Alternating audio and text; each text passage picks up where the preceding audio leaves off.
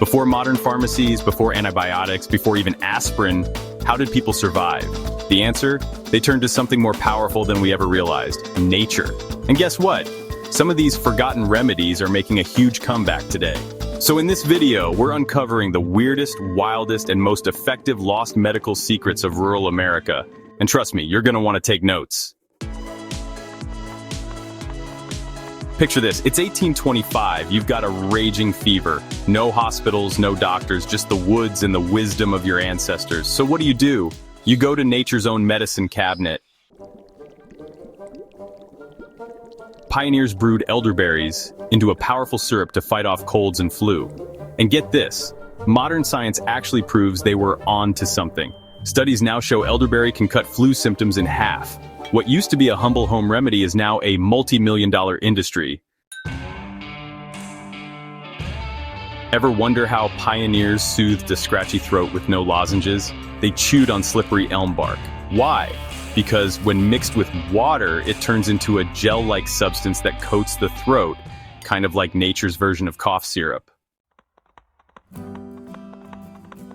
Pioneers weren't just guessing. Yarrow was actually used on Civil War battlefields to stop soldiers from bleeding out. And you know what's crazy? Some emergency medics are still studying this plant for future trauma treatments. Okay, now we're entering weird territory. These are the tonics our ancestors swear worked, but some of them sound downright bizarre. For pioneers, apple cider vinegar was the cure-all. They drank it for digestion, detoxing, and even cleaning wounds. Today, it's one of the biggest trends in holistic health, with influencers chugging it daily. Spoiler alert, it still tastes terrible. Fire cider was an old pioneer remedy for everything, from colds to infections. Packed with spicy and anti-inflammatory ingredients, it's basically an immune-boosting bomb. And here's the kicker. People today are bringing it back like crazy. Dandelions weren't just weeds. They were turned into a powerful detox wine that settlers believed kept their livers healthy. Modern science? Turns out dandelions do support liver function. Who knew? Ever had your grandma tell you to put onions in your socks when you're sick? Turns out, settlers did it first. They believed onions pulled out toxins. Modern science? Onions do have antimicrobial properties.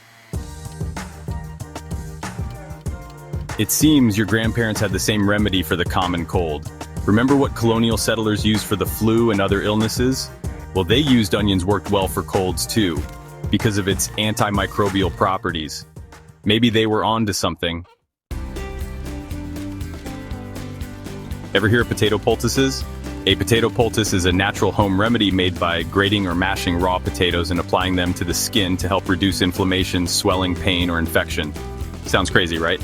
But settlers swear it pulled heat from the body and helped relieve joint pain and inflammation, abscesses, boils, and infections. This one is wild. People used to ingest turpentine for infections. Bad idea now, but some still claim it had antifungal properties. Do not try this at home.